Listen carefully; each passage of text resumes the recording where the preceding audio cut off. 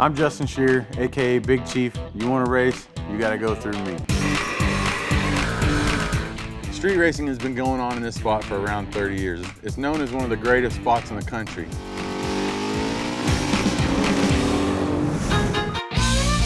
When we moved to Oklahoma, I didn't know anybody.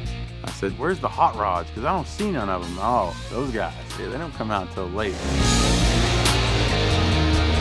I would sneak out and ride my bicycle, and I'd sit 50 or 100 foot away from all those guys, hope to get a glimpse of what's under the hood or what it sounds like. And when they leave, I'm the idiot kid saying, get on it, you know, and melt the tire, do something, you know, that's what I came up here to see. Eventually, somebody's gonna make eye contact with the idiot kid on a bicycle, and they're gonna bring you over and go, hey, quit with the do a burnout.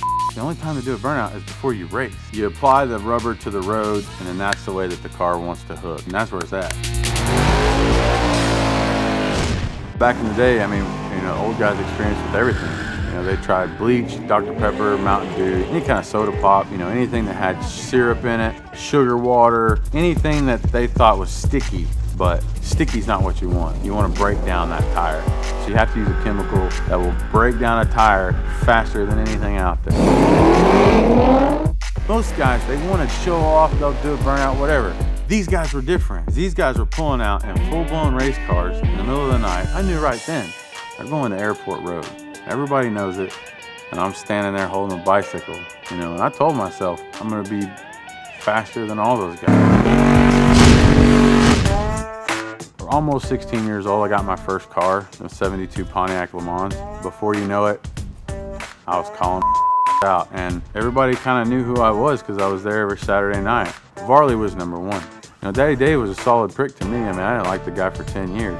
He's a Yankee, he'll spit in your face. He's got like 20-some kids.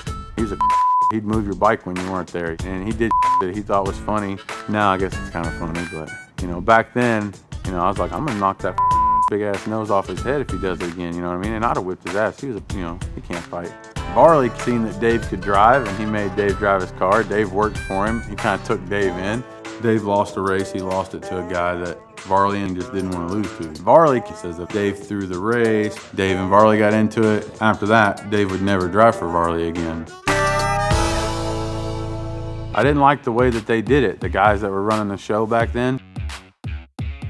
They would never make a decision. They'd never just say, we're going here, we're gonna race, these two, boom, whatever. They would never do that. Sometimes they wouldn't even do anything. They'd just stand in the damn parking lot all night, and eventually they'd go home. So there was nobody to make it happen. There was no lead guy. Eventually I would pull into the parking lot, and I would pick 3 or 4 guys that I wanted to race, and I'd just say, hey, look, we're rolling. I want to race you guys. We'd roll out west of town, knock a few races off, and we'd come back, and everybody'd be like, where'd y'all go? Well, we went racing. Then they'd all go out racing later, and they'd all get popped.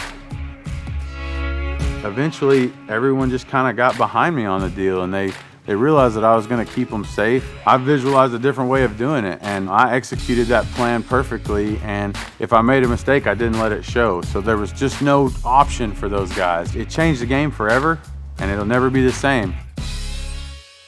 Let's go, let's get a driver's meeting, all drivers. If you want to race, you go through me. If you make a hit, I know about it. If your car's fast, I know who you are. If you're building something, I know whose garage it's in.